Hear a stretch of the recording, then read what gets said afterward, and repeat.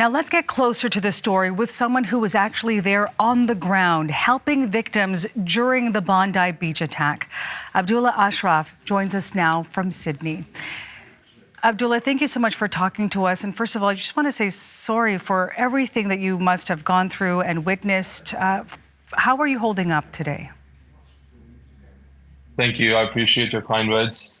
Look, as good as one can be in situations like this, I think I'm doing okay. It will take some time to process this, of course, but I'm okay. Thank you. You went through quite a traumatic incident yesterday, as did everyone who was there at the beach and everyone who has a family or friend who is now impacted by what happened there. But if you could explain to our viewers how this all began. You were driving by Bondi Beach, and then what did you see and hear? Yep, I was driving down Bondi Road when I saw a couple of pedestrians that asked other pedestrians to turn back around and not go down Bondi Beach. I felt there was something wrong, so I drove further down onto Campbell Parade, which is where Bondi Beach is. When I got onto the Campbell Parade, I heard the gunshots, and that's when I knew that there was something wrong, and I just wanted to drive further down to see what I can do. That's when I noticed the active shooters on the bridge, which is on Campbell Parade.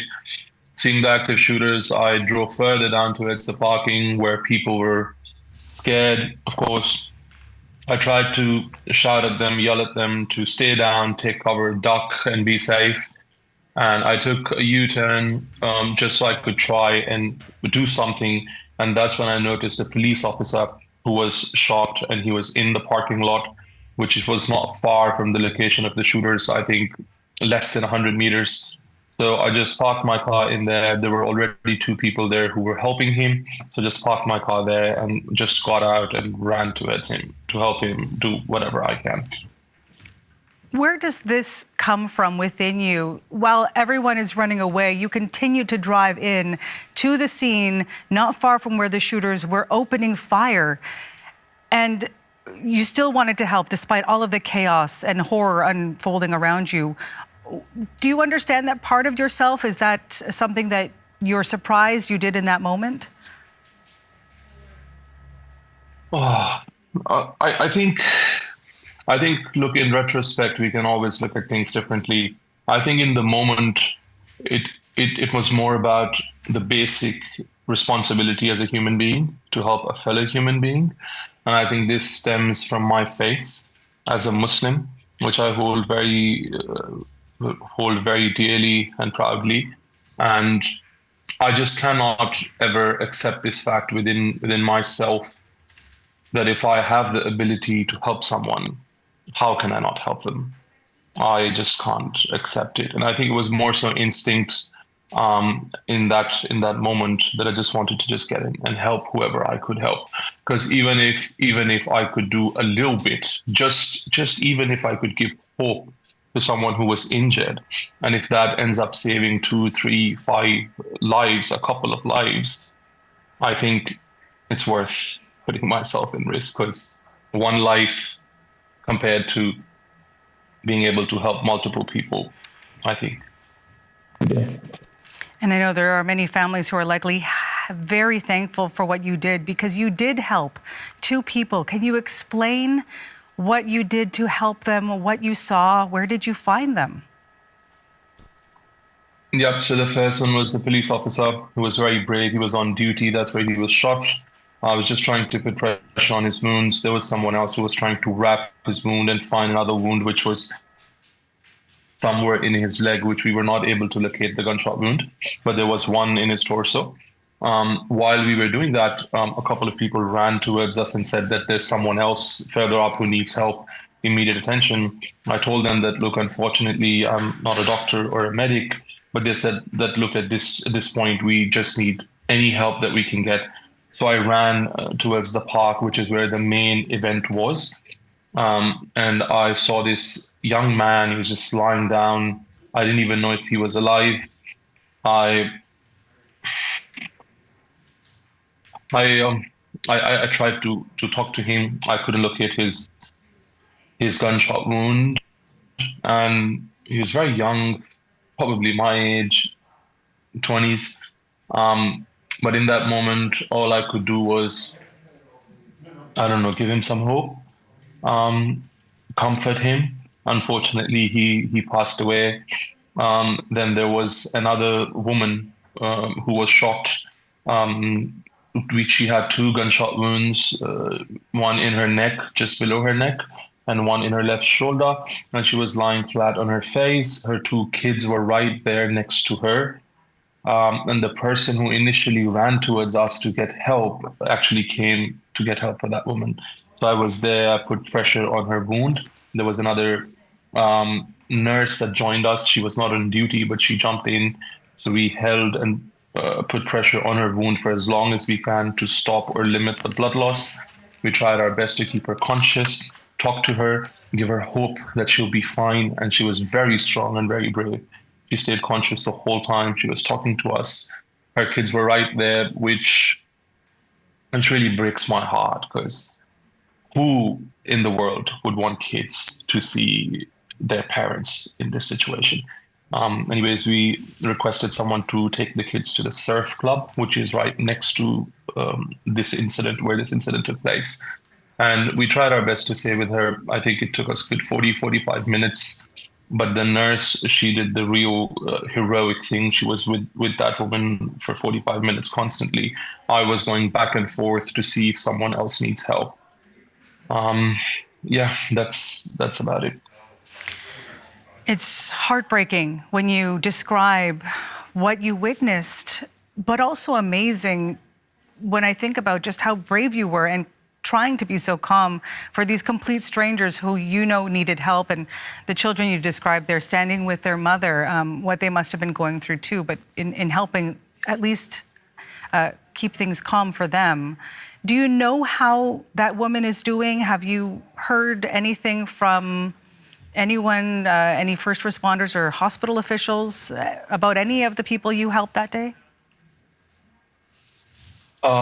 No, because I was there for 3 to 4 hours, and it was this constant chaos, people coming in, so many paramedics and everyone.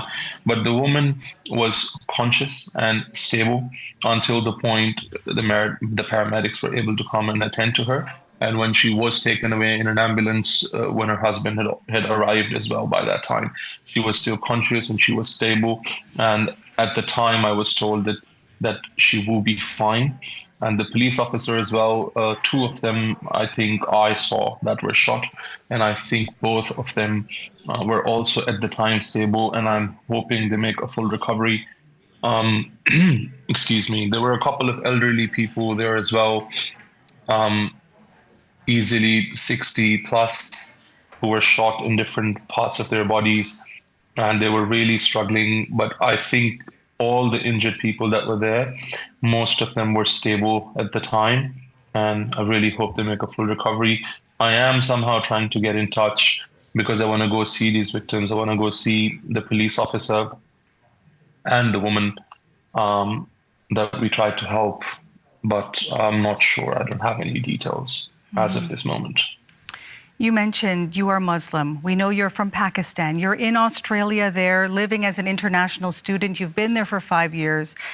Can you talk to us about what it is now like, seeing the community banding together, everyone from all walks of life, joining together in mourning, or doing what you were doing yesterday, just running into the area where people were fleeing to help complete strangers?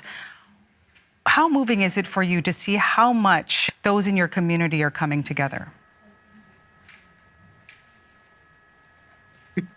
I think, look, it means the world to me, because you're right. I'm Pakistani. I'm a proud Muslim. I grew up in Pakistan, and I'm here to study. But all that I've learned in Pakistan and all that I've learned here in Australia, Australia is my second home, if not my first home.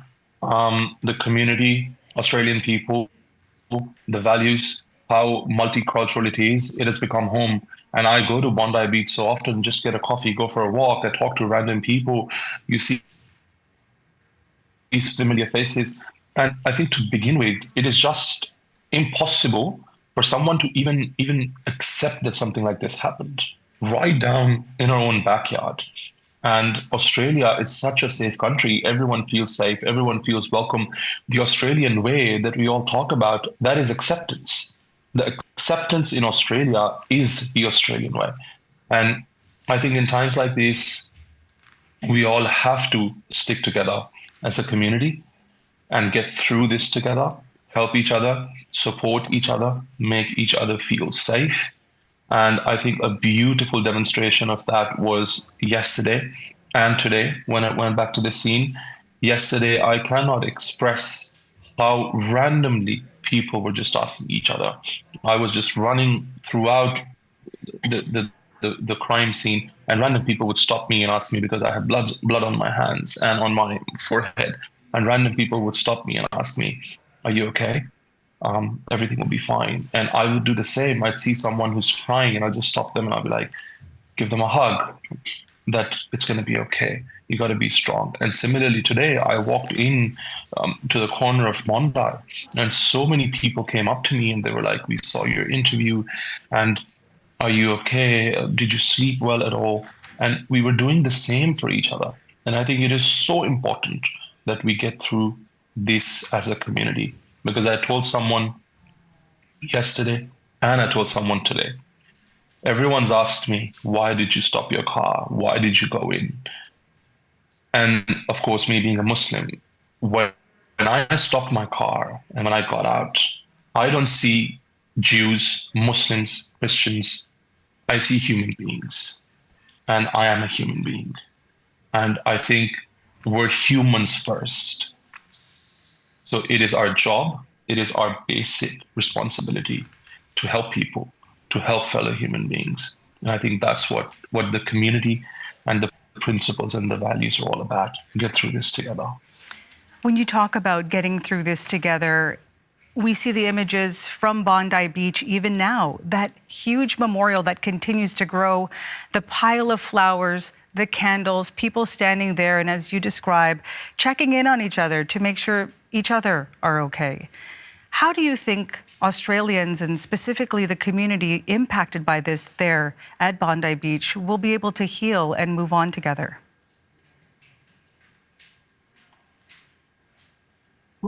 I'm not sure what the answer to that is, because in times like these, with losses like this, it is very easy to say things. It's always easier said than done. So I don't really know what the answer to that is. What I do know is I don't know how it's going to heal. I don't know how the pain is going to go away. I don't know how people are going to be able to feel safe again. Someone who lives on Bondi Beach, someone like me, who when I'm stressed through all the work and the studies, I just walk to Bondi Beach, sit on a cliff, get a coffee, and just relax and rewind and detox. I don't know how that's going to happen. What I do know for sure is we can give each other support. We can make each other feel that support, that we're here for each other. Ask the stranger, "Are you doing okay? How are you doing?" 10 people asked me today, "Did you sleep well? Did you sleep at all?" My roommate went with me to Bondi, and more than 10 people asked him to take care of me. Said take care of him, talk to him, even give him counseling, be a good friend to him. All we can do is make sure that we make each other feel comfortable, supported, and cared for and loved for. That's what we can do as human beings. And I think that's how a community should be. It is going to be hard to get past this, but I'm very confident that the strong community down in Bondi Beach, the strong community of Sydney, and the strong community of Australia will get through this together. Abdullah, I want to thank you so much for sharing your experience. I know it's difficult for you considering what you have endured and what you witnessed. Take care of yourself, and I'm happy to hear you do sound like you have a support group watching out for you as you did for so many of those strangers yesterday. Abdullah Ashraf, a witness to the Bondi Beach attack. Thank you again. Thank you for having me.